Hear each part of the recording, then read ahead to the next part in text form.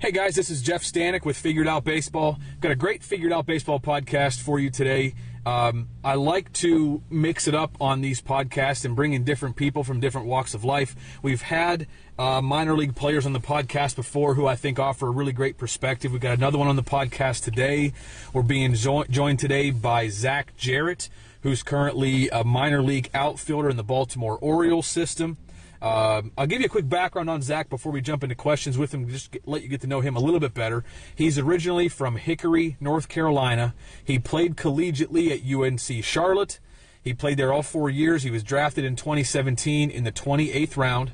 2018, which was his first full season of minor league baseball, he hit .277.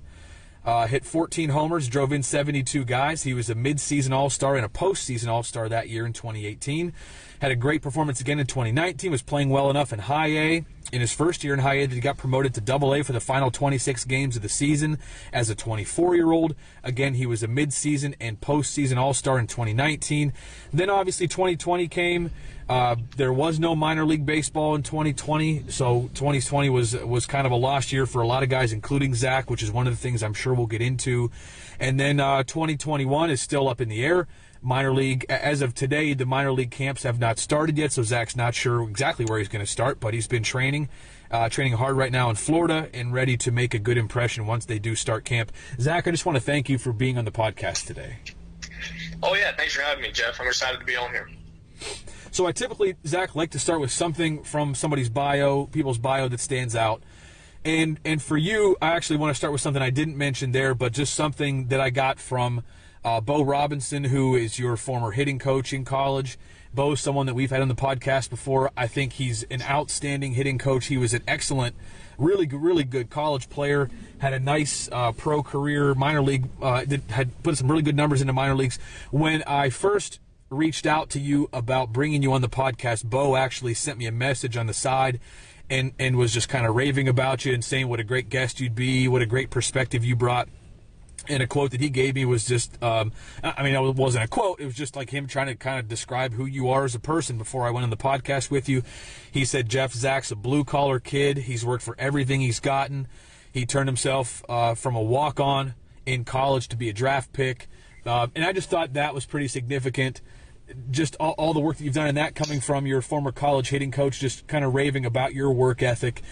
Coming out of high school, Zach, going into Charlotte, how much can we talk about just what kind of offers you were getting, the kind of attention you were getting, and exactly maybe who you were going into college compared to who you were when you left, to leave that impression on Coach Robinson? Yeah, definitely. I mean, to hear Bo Rob say that, it means a lot to me because we were able to grow such a great relationship and carry that on to this time. But yeah, I mean, honestly, in high school, I think I sort of looked the part a little more than I played the part consistently. I sort of figured out whenever I was in 8th grade, 9th grade, that's sort of what I wanted to do, and I wanted to sort of train at baseball and see how far and how long I could play. I was naturally gifted in an athletic way, but I knew and I figured out at a young age that I had to be in the cage a lot. I had to keep working. I had to try and do it that way compared to some of these guys that just go out there and show it, and they're just raw. Once I figured that out, I knew that, it was going to be daily hours, 2 or 3 hours a day that I'm having to put in the cage and do work like that. But, I wasn't overly heavily recruited by Division I schools. I think it came down to the final 2 offers that I was really looking at was between Gardner-Webb and Charlotte. But I went on my visit to Charlotte and met Coach Lauren Hibbs and Bo Rob and Chris Rochelle and Brandon Hall. And, whenever I went on my visit with my parents, I wasn't really sure what to think about it. It was all new. You're not really used to that stuff. But I went and, they just made me feel like I was at home, and they made me feel like I was wanted. And honestly, they didn't have to do much else. Being a walk-on was just fine with me. I just wanted to go play baseball. And, that sort of has been my attitude toward it all. I just want to play. Everything else will come after as long as I keep my head down and keep playing. So once I got there, I grew into not only a better baseball player, but a better person of just learning from each and every one of the coaches. And I mean, even then I guess Coach Hibbs and Bo were the two that stayed the same all the way through, but we had Coach Doty that came in as a pitching coach. Obviously, I said Coach Hall was there, and then Tyler Simmons came in, I think, my senior year, right before my senior year. And so we got to have a lot of different people and personalities around there, and I was able to learn a lot baseball-wise and also life-wise from all of them. But, you know, going from what I was in high school to coming out of college, the program that they ran with strength and conditioning to practices, you know, and just being able to get in there and grind as much as we wanted to. And it was really on you. How good did you want to be? And because they were there for all of it, you know, they were there for the extra work. But Rob was there to flip to you, throw to you, feed the machine, whatever it may be, talk to you about your approach, and you know you were going to be as good as you wanted to be, and they were going to support that, and they gave us every opportunity for that. I know most of the guys that were with you at Charlotte, and such a great group, even though it's changed over time. Most of the guys there have changed over time, all except Coach Robinson, but such a great group of guys that you had to work with there. Let's talk about just a little bit about Coach Robinson and about what he's meant to you on the hitting side of things. Can we just talk about just the philosophy, the offensive philosophy at Charlotte when you were there? And you told me before we started recording that you, in a typical offseason, which this was not a typical offseason, but in a typical offseason, you would still go and hit with Coach Robinson as kind of your warm-up, what you did to train before you went to minor league camp. Like, he's the guy you're hitting with in the offseason still. So can we talk about just the offensive philosophy, just what you learned as an offensive player and as a hitter? You know, what worked for you that Coach Robinson was doing at Charlotte? Yeah, you know, going in, they had teams before us that were sort of smaller, and, you know, they were hit the ball on the ground, run, and do all that, but obviously live from ground up, you know, hit hard ground balls, and then they're going to turn into a lot of drives in the game and whatnot. And so we were sort of our class were a little more bigger guys, I guess you could say, and that was just what we were told at that moment. And so, you know, obviously you get up there and you want to start hitting home runs, or think you can at least. But our approach was, you know, first round of BP, we're going to live the other way. Even if it's in front toss, we're going to go 5 the other way. And, you know, that was really engraved into our minds and our approaches. You know, it was let's work on our 2-strike approach and making sure we're staying on the ball. And then as we learn that, we can further go into, okay, now we're going to drive the ball gap to gap. And I think that helped me out a lot, because it sort of gave a simpler approach in the beginning, to where you're not trying to do too much, which all of us can get into, and we can all try and start trying to go over the fence or trying to do too much, pull our head off, and that just gets us in bad habits. And early on, I did struggle at times. I struggled with all speed and early on in my college career, and you know, it was extremely frustrating. I could hit fastball easily, but obviously once you prove you can do that, then you're not going to get many fastballs. And so it was a point to me that I had to keep working on, of, you know, if I do work the other way, if I do implement that into my routine daily and just keep doing it and work on a curveball machine or whatever it may be, that's going to work itself out, you know. And another thing that was huge in our program and what Coach Hibbs and Bo preached was approach, you know, having a plan whenever you go up there, which I think is huge. You know, I think I helped a couple of my buddies this past year that I played with in Charlotte coach 11-year-old and 13-year-old, and it's like we were trying to simplify the game down for them, and I was thinking to myself, you know, like, it's really, you don't really have to make baseball that hard. It's already hard enough. We shouldn't have to try and make it harder. So if we just try and keep a simple approach and look for a pitch or look for a location, whatever that may be, as long as we stick to that, then we should be okay with the result.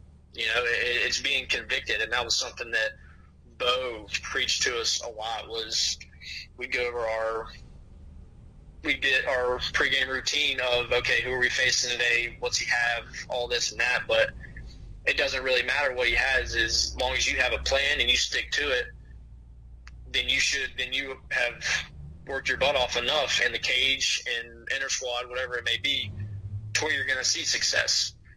So I think the whole point of having the simplicity of, all right, let's work on the ground the other way in BP, and then start letting it fly and work on low line drives, and then having a simple approach in the game. I think that was just a really good recipe for success for a lot of our guys. So let's just talk about that a little bit, having an approach, having a plan at the plate, keeping it simple, not getting too in depth with that, or not getting too complex with that. What's your approach? I mean, typically now, let's kind of jump forward now. Just as a pro player, you've had quite a bit of success in the minor leagues. Talk about approach a little bit. Like, let's just, instead of just using that term, because that's something that I grew to learn between, playing in college and coaching in college, how important it was to have an approach. Sometimes I think we all use terms like that, and just to some people, they probably have heard that, but maybe don't know exactly what it means. So can you walk us through just maybe a typical bat or a game, and tell us exactly what it means to have an approach? Like, what's an approach that you would have against, a stock right-handed, stock left-handed pitcher, I guess? Yeah, I mean, for the most part, first at bats, I'm gonna sit fastball. It's something that I've just always been more comfortable hitting, I guess, and I think most hitters will tell you that. There's not many that are gonna sit here and say, "Oh, I love sitting on curveball," because some of these sliders and curveballs that these guys are throwing now are just ridiculous. But yeah, so I typically just try and sit fastball. Look, if I'm feeling really good, then I'll sit on location. If not, then I'll try and just sit speed and sit fastball. But I think as the game goes on, I've learned more and talked more to hitting coaches, and like Bo Rob, I learned through my hitting career at Charlotte is, in certain situations, you can look for certain pitches. So say my first at bat, I hit a double off a fastball. So my next at bat, I come up, bases, say there's runners in scoring position, say second and third, one out. I could go up looking breaking ball, because one, I already hit his fastball. I've already proven that. So the same pitcher's still in the game. And two, there's runners in scoring position, so he doesn't want to give me that. So it can honestly be a process of elimination, and it's a game within the game for me. But it can be hard, because I struggled early on with being extremely convicted in it, like saying, okay, I'm going to do this and sit this pitch, this at bat, but then say I go up there and I'm sitting breaking ball, but he throws me a fastball. I had trouble with saying to myself, oh man, he threw me a fastball. Okay, so now I got to switch. And so then I became in between. And so then I switched to a fastball, and next thing you know, he throws me a hanging breaking ball, which I was sitting on in the first place, and now I'm 0-2, and I have no idea what to expect. It just sort of got in my mind, and that was sort of a bad example of mentally having approach. But to that point, that was just me having to say, okay, I'm going to sit one pitch this whole at bat. And once I learned to do that, then I could sort of configure and go about different ways of different at-bats each time. But I think it's huge, because you're not going to find too many people that are able to get in the box and just, see ball, hit ball. I mean, you're going to, obviously, if you get on a hot streak, that's what it feels like. You don't have to tell yourself what pitch you're going to look at. You just go up there and say, okay, I'm going to see the ball up, and, I'm going to swing.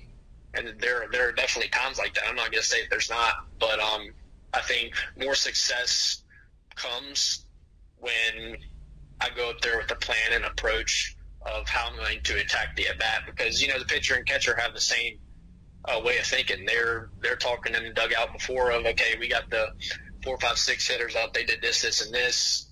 This is how we're going to throw to them. So it's a competition each time. It's head to head, and you're sort of trying to play a little chess match with them, which is what Bo always told us. And you sort of gotta be able to go up there and be okay with what you come up with. At any point, Zach, do you ever feel like by doing that if you do that too much that you take maybe your strengths away from you? So, for example, you're a fastball hitter. Do you ever have at-bats where you were maybe looking breaking ball because of past results and you got some good fastballs to hit, one or two during the at-bat, and maybe you weren't ready for it, maybe fouled it off, maybe took it, whatever, and then after the at-bat, did you ever go back to the dugout and think like, man, I'm a fastball hitter and I just let fastballs go by, like I just need to stick with who I am? Is that any part of the conversation you have with yourself or hitting coaches have with you at times? Is it, maybe getting away from what your strengths are to try to like outfox the pitcher, if that's a fair way to say it? Oh, definitely. I think that is one of the many conversations that will go through my head after a situation like that. I think that just speaks to the whole thing of like convincing yourself of what you're going up there planning to do, because there have been way too many times that, like you said, I've outfoxed myself and, tried to outthink the pitcher or tried to think too much into it instead of just, being convicted in it.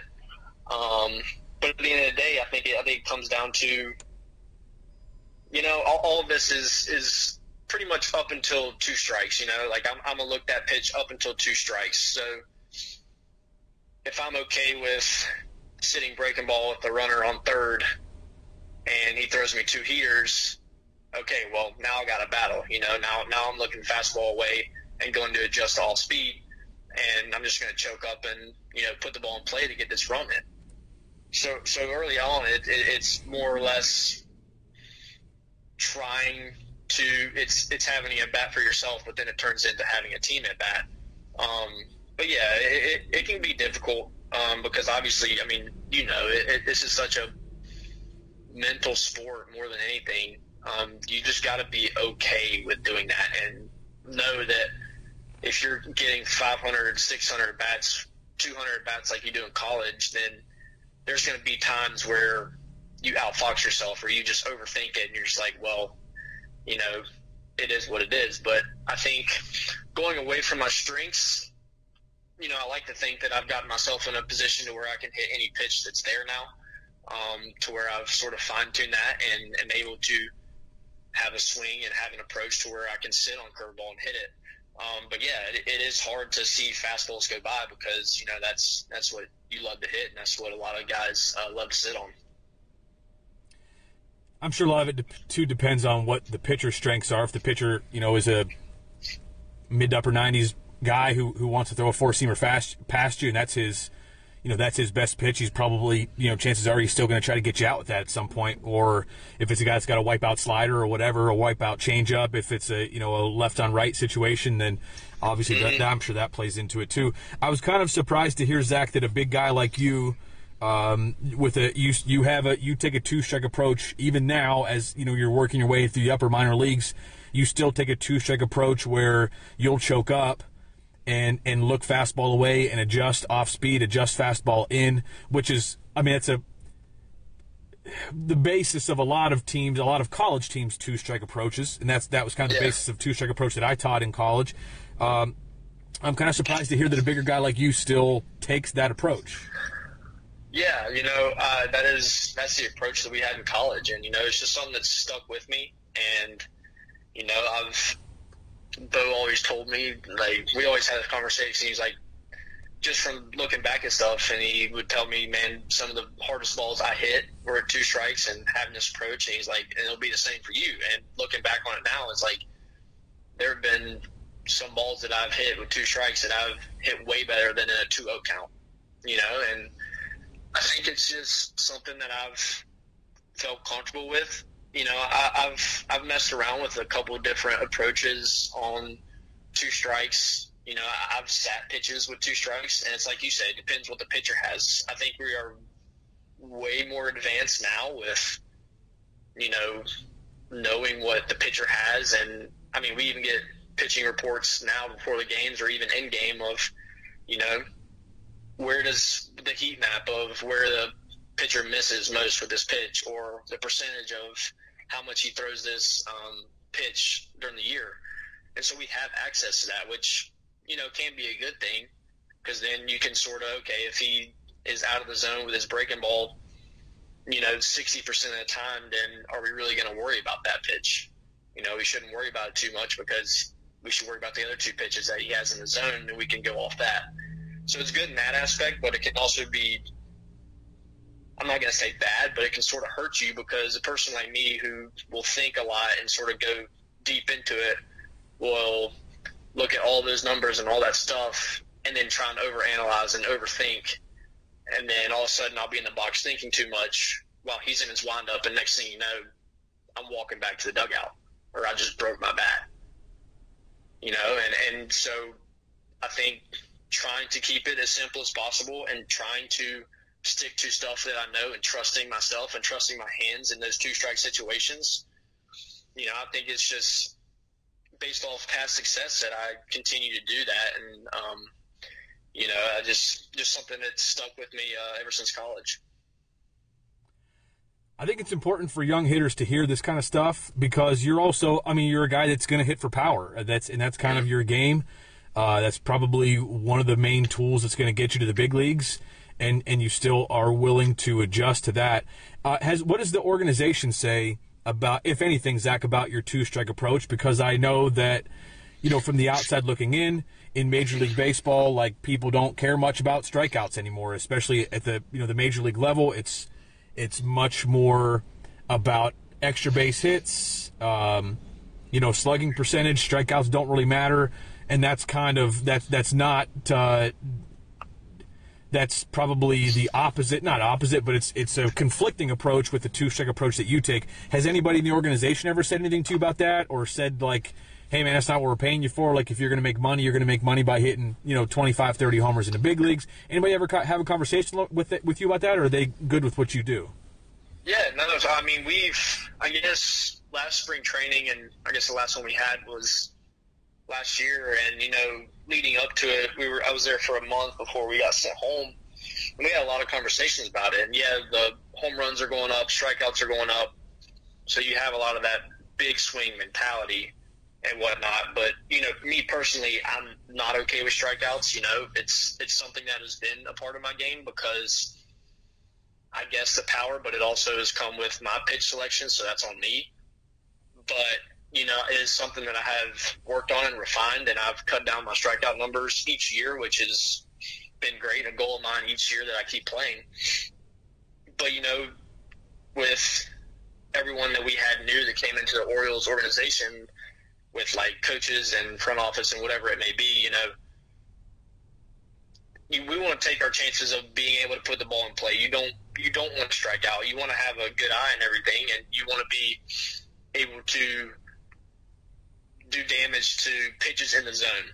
And so it's been a real emphasis on knowing the zone and not really going out and chasing, which is good, because it's refining our eye and making sure that we are really locked in for each at bat and each pitch.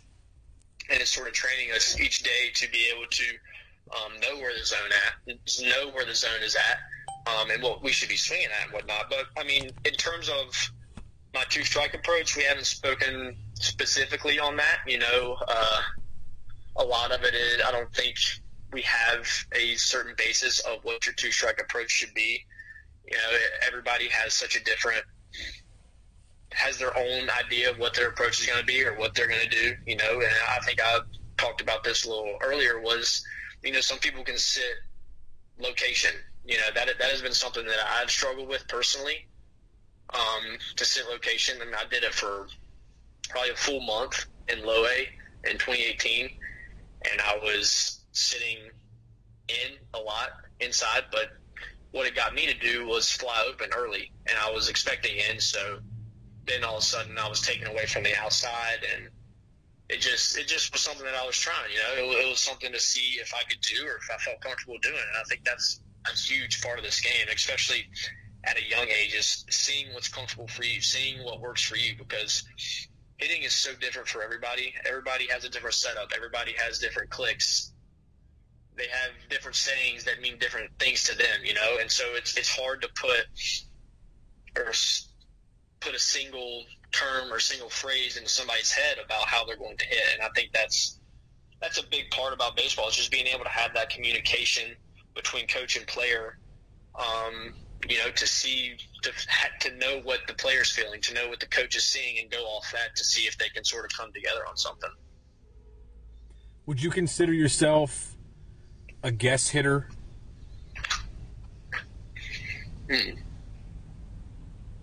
I would consider myself an educated guess hitter. More now. I feel like I used to be a guess hitter, but now I think I'm too convicted in my plan, more so than not, to just say that I'm guessing.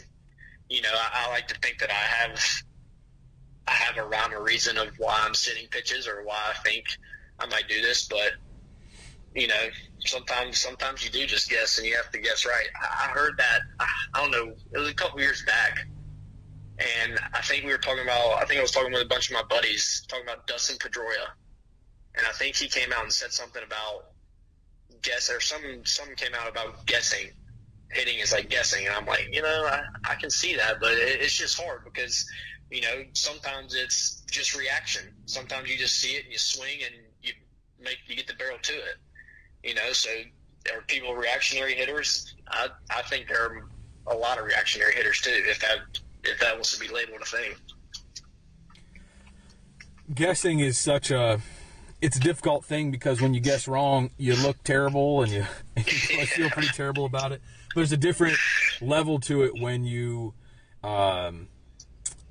prepare for as many things as possible going into the at-bat, more or less, like you do at practice, basically, so that you're not caught off guard by different things. Yeah. The more things the more scenarios you run through your mind, and the more things you can be prepared for, the less off guard you're caught, or the less surprised you'll be. That was just a thing that we used to do at practice, and we talk about as a college staff at practice. Is we want to kind of hit everything. We want to put guys through as many game situations as possible. That way, when the game situation comes, they're ready. They're not.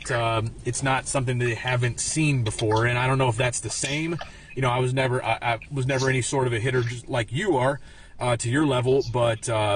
I would assume that that's the same type of thing if you're prepared and you as opposed to sitting on something necessarily, if you're kind of ready for like you're ready for one pitch, but you're also ready to react to something different. I don't know if that's a fair way to put it or not.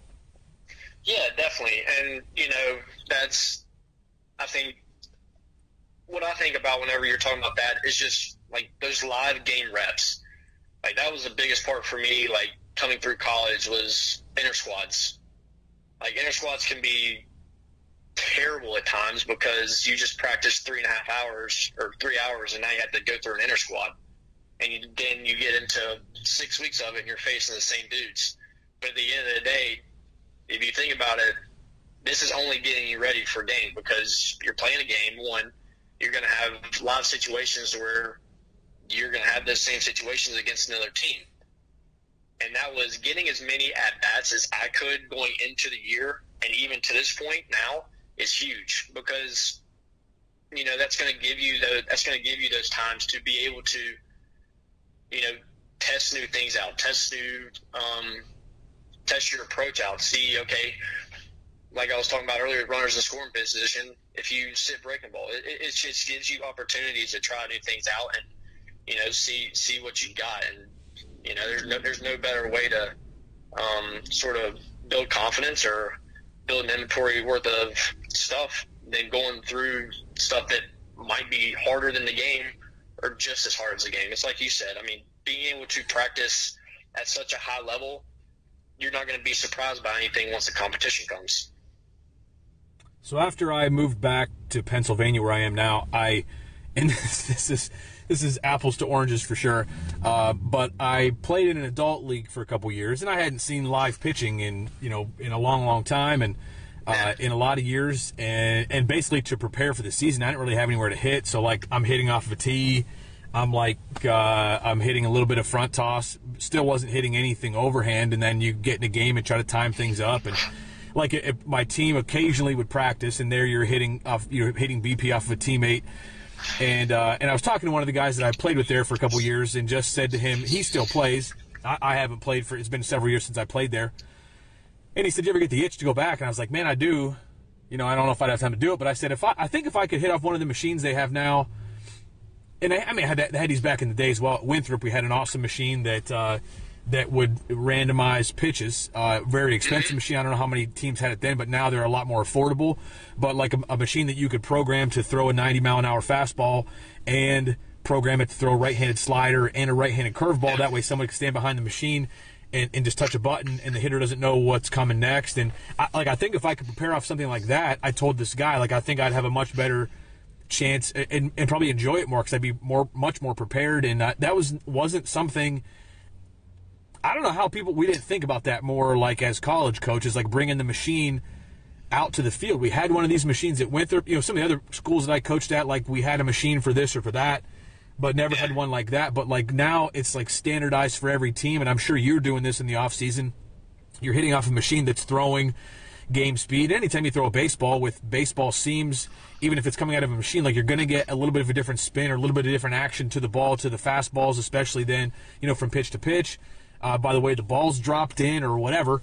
I just think that's such an amazing tool, and I don't know why it took coaches so long to kind of decide that that's something they're going to do almost every day, make batting practice really difficult. That way when you get in a game, you've seen that. Of course, it's a little bit different, but you've seen that velocity, you've seen that type of stuff quite a bit, quite often. Oh, definitely. We started using the machine more and more through my 4 years at Charlotte, and it can be a love-hate relationship, a little bit. But the machine that you're talking about, it was a black box. Yes, sir. And I hated that thing. Had the red, yellow, and green lights on it? Yes. Oh my gosh. And it tore my thumbs up and just owned me for at least 2 years. But machines can be difficult to get your timing off of, obviously you don't have a regular arm moving or the wind up or whatever it may be. But it's like you said, you're getting put in an uncomfortable position. So how are you going to respond? So we kept doing that and sort of, by the end of the year, it was okay, well, we're hitting off this machine it's easy. And so midweek practice, during the fall, we would just bring out, it wouldn't be the black box, but it'd be someone feeding machine. And if we wanted to do a simulated scrimmage if we didn't have any arms to throw, then, we just put the machine in. And, it was extremely important for us to get on top of the baseball. And, like you said, putting the ball in the machine, if you catch it with the seams, that thing's going to rise. The RPM is going to be ridiculous on it. And it may not be as realistic as a game, but you're going to learn to get on top of the baseball. And you're going to learn that with a pitch like that, you're not going to be able to live under the baseball at all. So I think that was a big emphasis for us whenever we were using the machine, of just making sure that, if we're trying to simulate a guy that's throwing 94, 95, we're not going to be able to live under the baseball and trying to hit the ball out, because most of the time it's going to end up with us completely missing the pitch or flying out. All right, so this may take up the rest of the podcast, but I want to talk about what you just brought up, because I think these are really important points to people out there that are coaching hitters, to young hitters that have a lot of voices, from the hitting instructor to the high school coach to the travel coach to what they're hearing on social media. You just talked about when you guys would have machines, it was really important. It was a focal point to stay on top of the baseball. Is that still something that you think now? I want to just talk about maybe just some keys to your success. Is staying on top of the baseball still something that you think of, still something you strive to do? Is that still a part of your offensive game, or has that changed for you? No, I think it is extremely important for me personally. I've never really been taught, or I've never really thought to get under the baseball to sort of force it, you know what I'm saying? Instead of something that Bo always told us, you want to cut the ball in half. You know, that's the best way to backspin it if we cut the ball in half. And, you know, that's just something I've carried with me. And, you know, we can sit here and it's like I said earlier, there's different sayings have different cues for people. So if I sit here and say, I want to be on top of the baseball, some people are going to take that as, oh, he wants to hit a choppy ground ball and like bury it into the ground. No, not necessarily. I don't want to do that. Obviously, I want to hit line drives, but it's something for me that has a cue of and helps me stay inside the baseball and keeping my knob inside the baseball. And if I'm above the baseball, then, you know, whatever I am tested with a fastball that's 96, 97 in the upper part of the zone, I'm not going to miss it because I've trained myself to be able to get my hands above that baseball and stay on that level with it. And I think it's just something that I learned while I was at Charlotte, and it's sort of stuck with me and made sense to me. And it was a simple sort of approach, and I've never really understood, or, you know, there's just different ways of thinking, and that is what has worked for me, and I try to stick to it. And it's like, I mean, I still take the same rounds of BP that I took in college every day and try and do it that way. Even my routine for tee and front toss and everything. But I think it's just something that sort of has been engraved in my brain and has helped me to this point so far. All right, this podcast is going to end up being about 3 hours long, so I hope that you have some food there. There's so much to talk about based on. I have so many questions based on what you just said in the last just couple of answers here.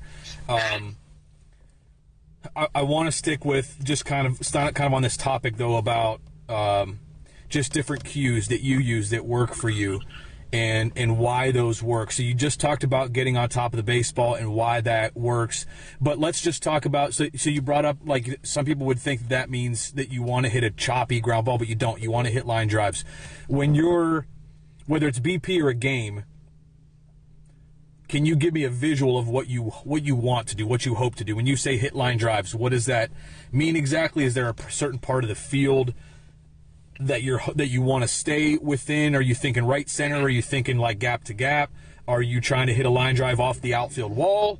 Are you trying to hit a line drive like head high around the infield? I want to get a visual. And again, I don't know if you consider yourself this, but I'm going to consider you a power hitter. I think a guy in single A that hits, you know, in the teens in home runs, like that's the guy that's got some serious juice and has a chance to develop a lot of power at the big league level.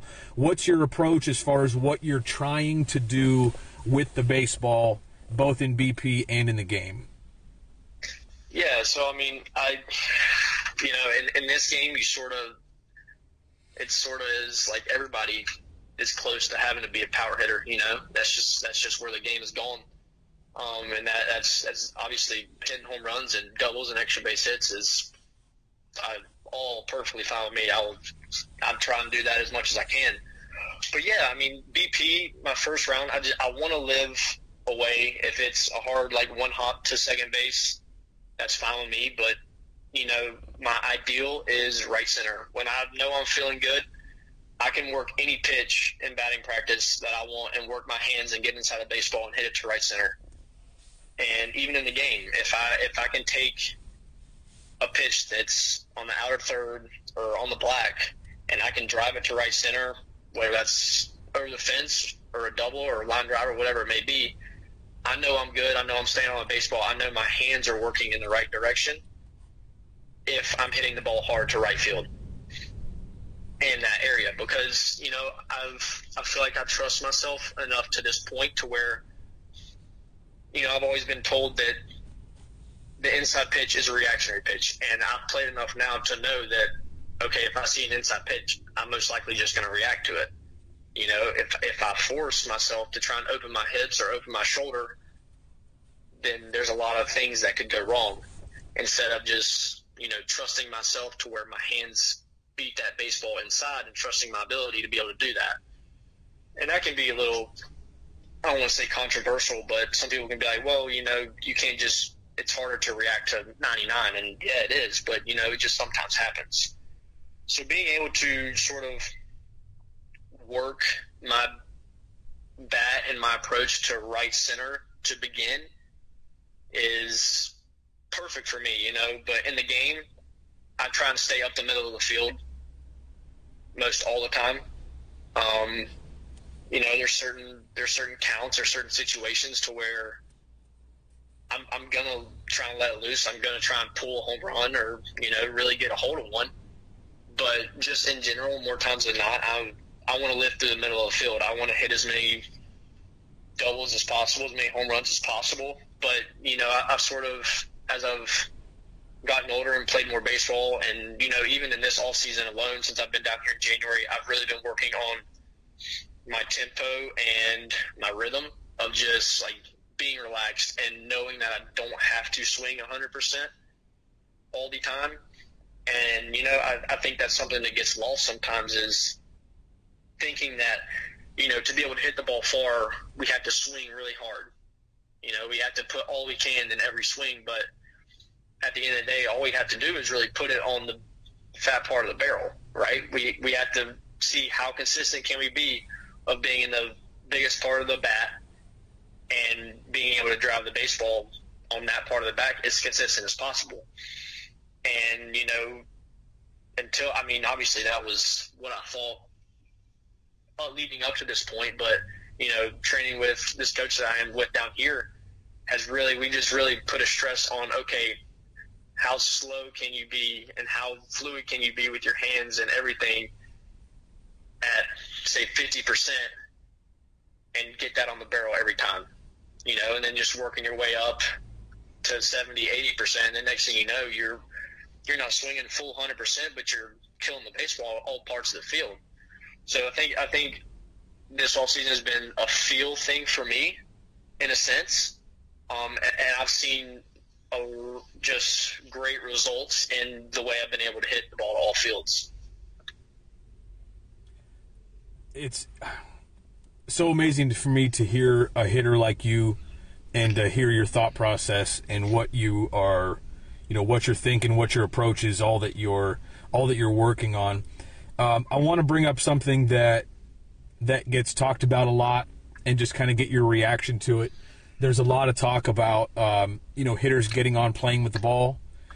Is that ever something that you think about? Is that something that you work on, or is that something that you need to stay away from for any particular reason? No, that's actually funny. I was just talking about this with one of my teammates and the guy that I'm living with down here right now. It is a phrase or a term that comes up so much now, and I think it's one of those things that people can take it one way or they can take it another way. I think of that as getting my barrel to the baseball. I don't think too much about like getting on plane, because obviously no one pitch is going to be the same whenever it comes up there. I mean, there's not very many people that throw a flat four-seam fastball anymore. There's always something that moves, cutter, slider, two-seam, sinker, whatever it may be. If that were that's not what I tell myself. I think I can go back to what you're talking about of, getting in game situations or whatever it may be, off the machine, off somebody throwing, but just being able to recognize the pitch. And I think that is what getting on plane means to me most, is how early can you recognize the pitch and how well can you get your barrel to it. But I think it's just a little more, I don't want to say fancy, because it's just a different way of saying it. And it was something that wasn't said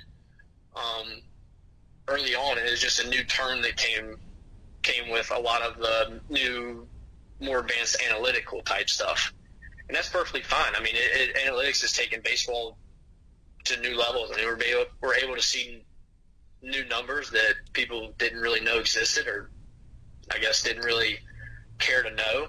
But, that helps some people. And that's what's great about baseball. It's just such a big world, and there's so much information that, you don't have to say, okay, I do this because of this, or everybody's going to do this. You can take little little bits of pieces of information from each little thing and refine your game to what works for you or what clicks for you.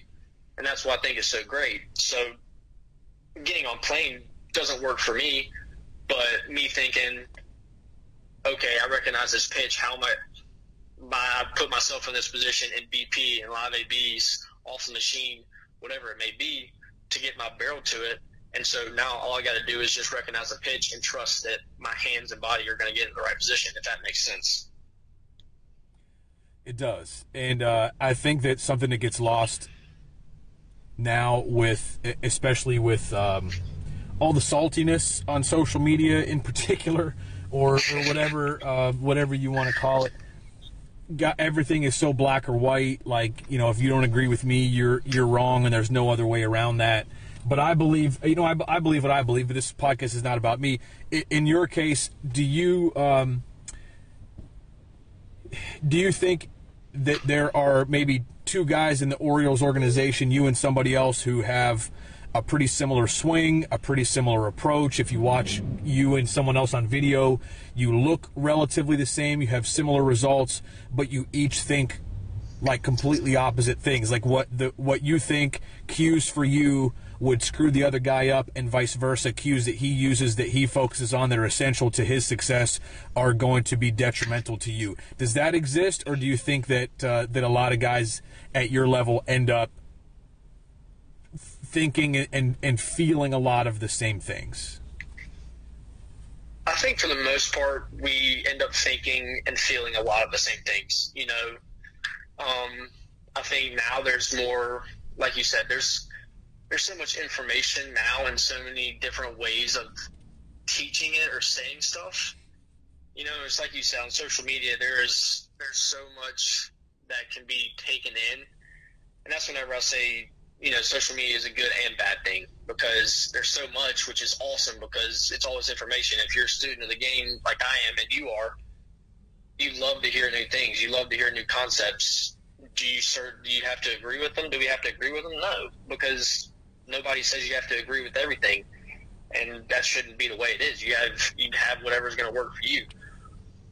But also having too much information can just overflow and have people going back and forth and thinking, oh, well, this is a new thing, so obviously I need to get on top of this. And that can just be a difficult thing of where, it can put people in bad positions. But for the most part, I think I've talked to a lot of different guys that I've played with, whether it's in this organization or guys that I've met just throughout playing all these years.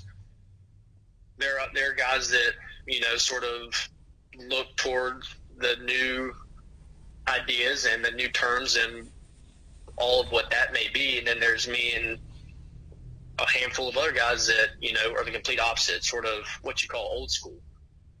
But the thing is like, we're not sitting here going back and forth of, okay, you're wrong, you should be doing this. Or they're like, you're wrong, you should be doing that, or vice versa. It's not like that. It's just like, you sort of, okay, so that's what you think whenever you're up there. Well, this is what I think. And you're just like, okay, well, that's, it's kind of cool that we can both think different things, but we can also get in the same position whenever we're hitting. And I think being able to do that and being able to have the respect for whatever it may be is good. It just goes to how everybody's so different and how their minds work and how they try and get their bodies to work, or how they try and get into the ultimate hitting position, which is what we all try and get into in the first place. It's really good insight for a lot of different reasons.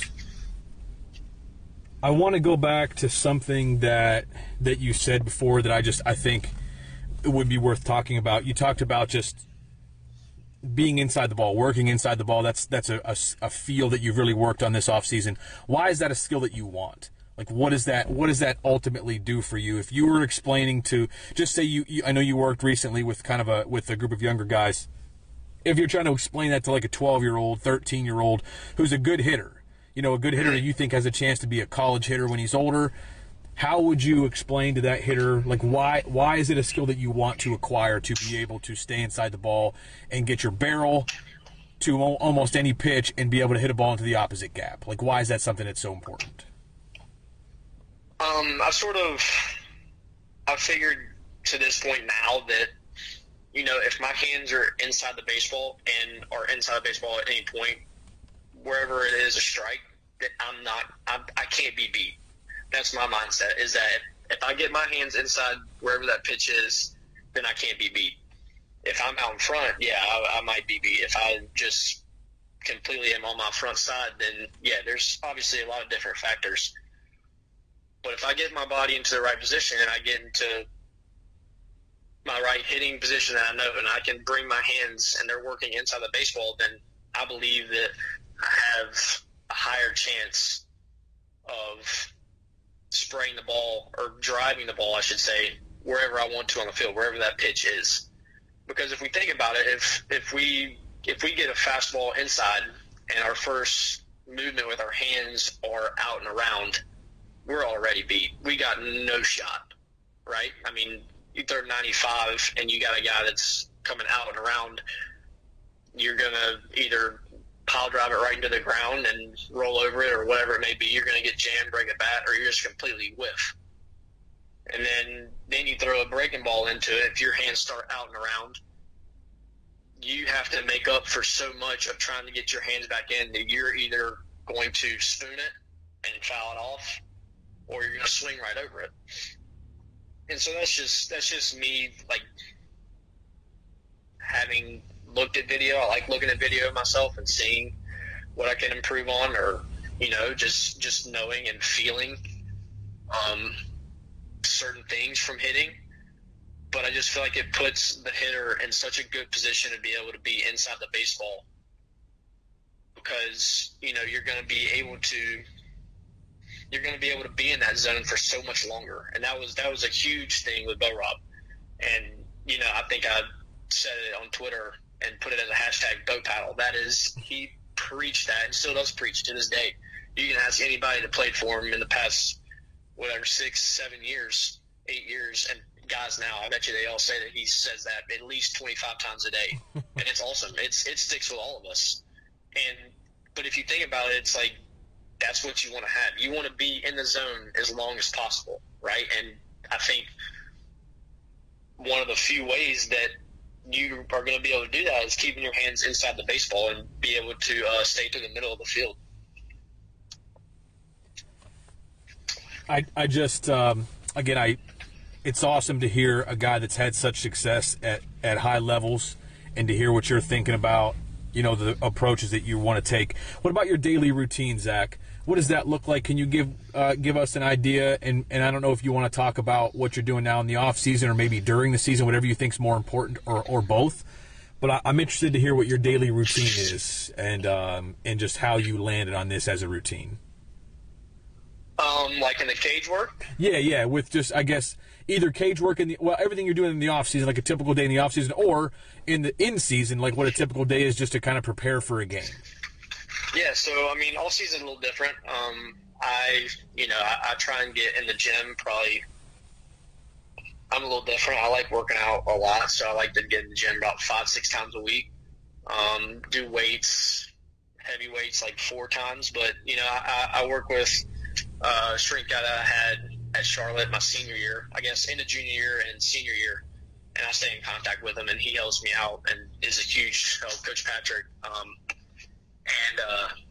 But yeah, so I do that, and then usually in the off season I'll take, I guess, in a regular off season, after the season's finished in September, I'll take a couple months to where I'm just not doing much, but working out and doing a little conditioning, just and even then, a lot of it is, keeping my body just to where it's in good shape, and I'm stretching or just doing a lot of body weight stuff and not putting too much stress on it.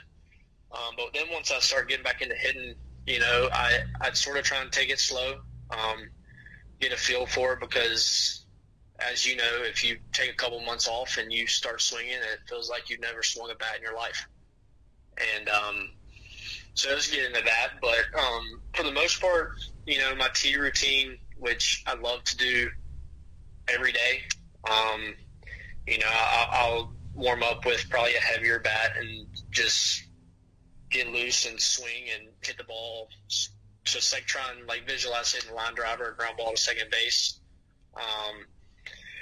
And then I'll do that, and then I like to do top hand and bottom hand drills with a short bat, which works, and just finding my rhythm with that and taking nice easy swings, and then I'll sort of just move the tee around a little bit. I start with it at the very top of the zone or as high as tee can go, just to work on that feeling like I can get really above that pitch, and just simulating that and really working my hands inside. And then I usually get in the front toss, and just taking easy swings after my tee routine, and then working on being able to drive it to every part of the field. And then I'll try and do BP or machine. But for the most part, in season, I've always been a person that just enjoys being in the cage. I like hitting. I love just getting in there and swinging the bat and working on stuff. And, I've never thought there's too much swinging or too much work. That's just not how I've sort of envisioned it. But I like to just get in there and sort of get loose.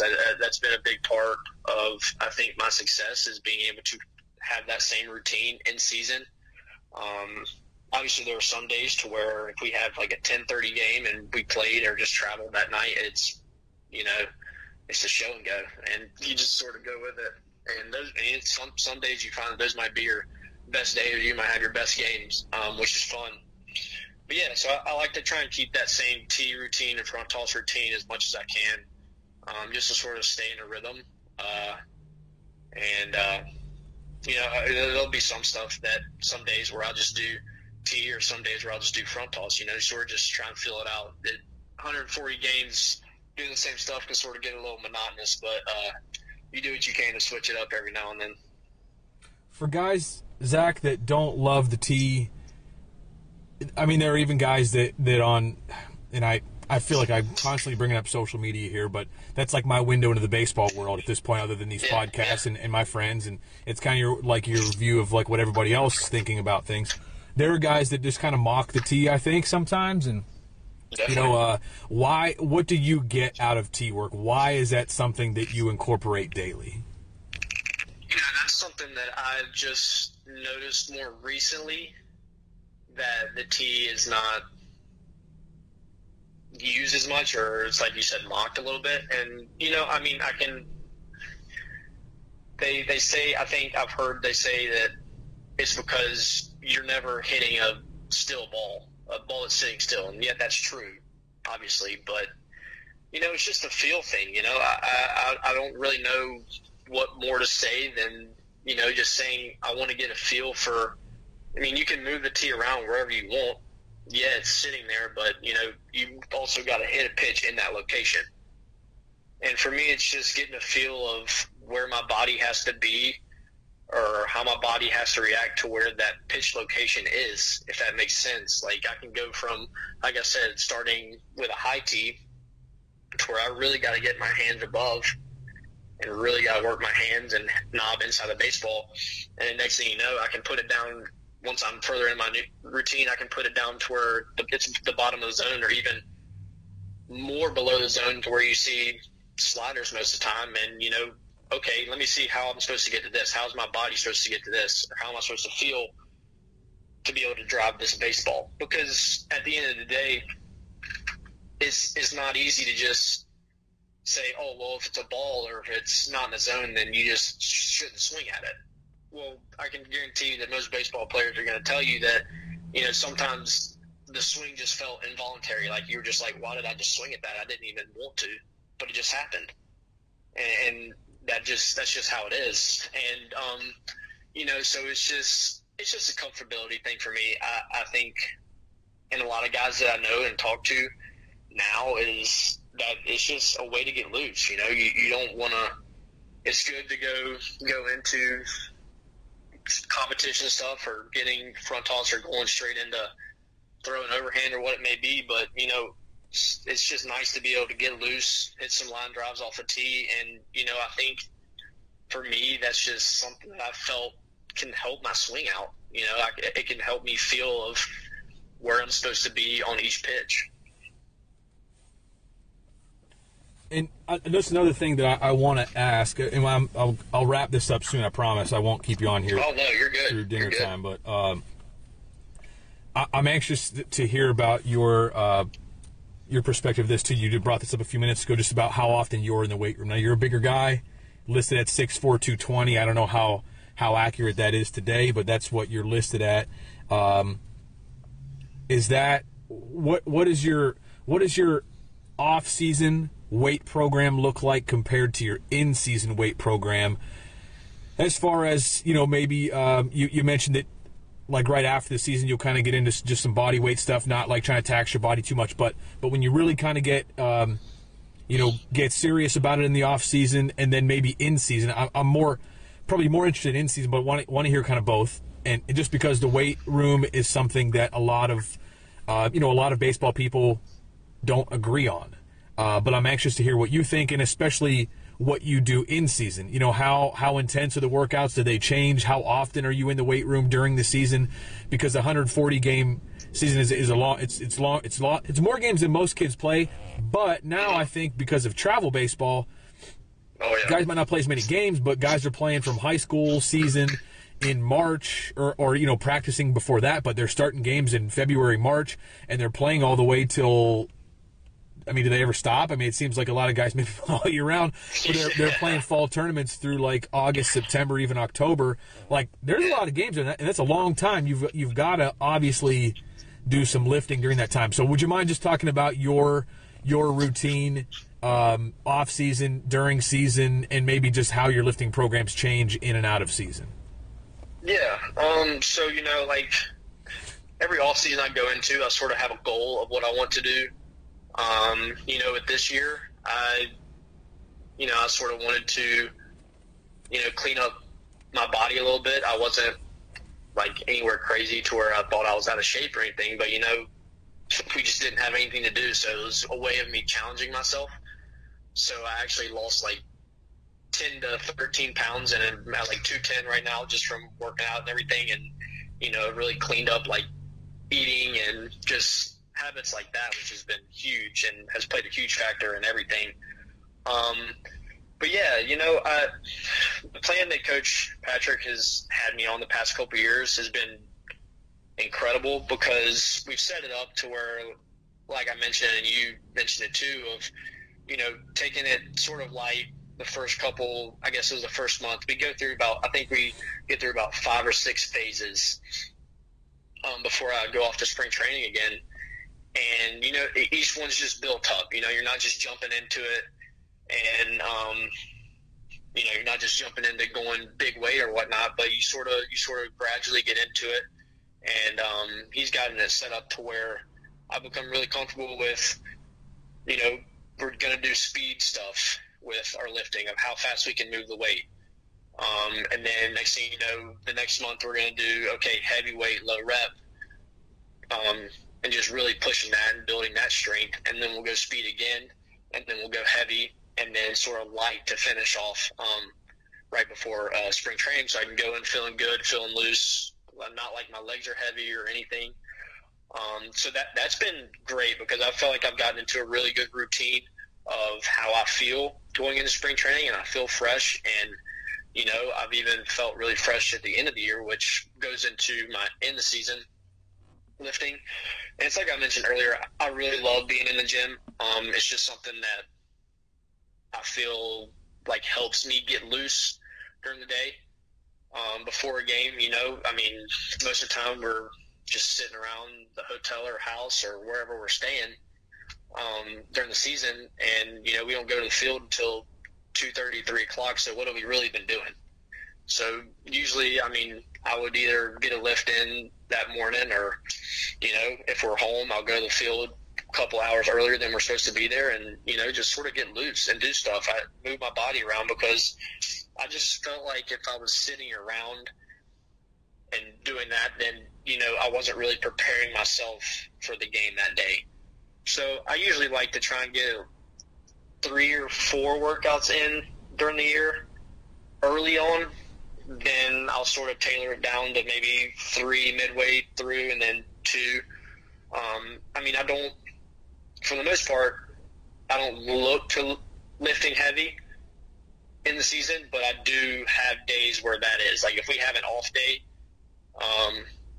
the next day, so we play on Tuesday, we have an off day on a Wednesday, I'll lift heavy on a Tuesday so I can really just feel that and get that and have that, and then I'll have the whole next day to recover and rest, and then I'll be fresh for Thursday. So it's just going about that. And we have great strength conditioning guys with the Orioles program, to where they listen to you, they talk to you, they want to know what you're feeling and what's going to work for you. And there's a lot of guys that don't lift very often. I mean, I know plenty of guys that just they don't want to do that to their body while they're also playing. And that it's just a personal preference for people. And I think that just goes along with being a pro, is knowing what works for you. And I feel that being in the gym and working on my body as well in that aspect, and staying stretched or staying loose, is also going to help me get an edge for game day whenever I go out there, and just makes me feel better. It seems like the more guys get it when they're on this podcast, the more you kind of hear like, this might work for one guy, but it's not going to work for another guy, because again, that's not the narrative that you hear in most cases. And you think about the weight room. It's pretty easy to look at some guys and say like, hey man, what's holding you back is that you're not strong enough. Like, you got to get in the weight room. But for other guys, maybe they just don't feel like, for whatever reason, they're going to be at their best if they spend too much time in there, or if they have some soreness, like that's not something that they want. And it's cool to me to hear that guys that you play next to, not all of them feel the same way. Like, they're not all in the weight room as much as you are. And that's just an interesting dynamic to me that I think just does people good to hear. Last question I've got for you, Zach, is just what you think your path is to the major leagues. What boxes do you feel like you need to check? What do you feel like you need to get better at? What areas of your game need to improve in your mind for you to, get that call, put on the big league uniform, and have a chance to play at the highest level? Yeah, I think this is a thought that came up a lot this year with everything going on. I had a lot of time to sit around and think about it. If every player doesn't sit and tell you, if they're asked, can you be in the big leagues, or do you see yourself in the big leagues? Yes, and without a hesitation, then they're already defeating themselves, because if you don't believe in yourself, then nobody else is going to believe in you. You've got to know yourself that that's where you belong, and that's sort of how I feel. I feel like I put myself in a good position with my work ethic, with my attitude, how I play the game and whatnot. But yeah, it comes down to being able to prove it at each level that I'm given the chance to prove it at. And I think that comes down to, you got to look at stats. I mean, it's such a home run heavy game now, and being a bigger dude, I have to provide that. I have to be able to drive in runs. I have to be able to keep up speed wise in the outfield. There's guys that are smaller than me that can cover ground, but I'm going to cover ground too. I've got to be able to hold my own out there. And, I don't want to say that defense can be looked past, but, you've got to be able to perform out in the outfield too. Yeah, you've got to be able to swing it once you get in the box, and that is what's going to ultimately get you there, because you're going to provide runs and opportunities to score runs for the team. But, you've also got to be able to do it defensively, and I think I'm in a good position with that. But, just a thing for me is just consistency. And I think that's something that I preach to myself each year is get better with it, minimize those slumps, everybody's going to go through them. There's going to be rough patches. There's going to be stuff like that. But if I can go and, not start searching for something or start asking questions of, okay, why am I going through this slump? I got to change something. If I stay convicted to myself as a hitter, I believe I'm going to be in the best position to be able to play in the big leagues at some point. Because I think that my work and everything that I've done up to this point has put me in that position. And I just, it just comes down to proving it whenever I get the opportunity. So it just, just being able to do whatever I can to help the team win, because at the end of the day, that's what it's about to me. I love winning. It's never fun to be losing. You can be best player on the team and having an unreal year, but you lose every game. And I've just always enjoyed trying to do what I can to win and help out the team in whatever aspect that may be, whether that's hitting home runs, playing great defense, stealing bases, whatever it may be. So this year I really want to try and show every tool that I have in my game and be able to showcase that I have all of them and I can do just about everything there is. So I'm looking forward to getting back to this year and sort of showing the work that I've been doing since we didn't have a season last year. This is great. This has been really, really great stuff. This is Zach Jarrett, everybody. He's a minor league outfielder in the Baltimore Orioles organization. And, Zach, this has been extremely enjoyable for me. Bo Rob was not lying when he said you were going to be a great guest on this podcast. Clearly somebody just from this conversation that just a mature guy in the game, and clearly a student of the game, very cerebral, very confident, well-spoken, and ready for big league interviews, man. And if you don't mind me saying so, I looked you up the first time when we started talking, and I couldn't help but notice that you're an Evan Longoria lookalike, a little bit of a younger Evan before the beard came along. I don't know if you've heard that before, but I've never heard that. That's funny. Take that as a compliment. But, Zach, this has been really, really enjoyable. I'm very, very appreciative of your time as you head into this season and want to wish you all the best.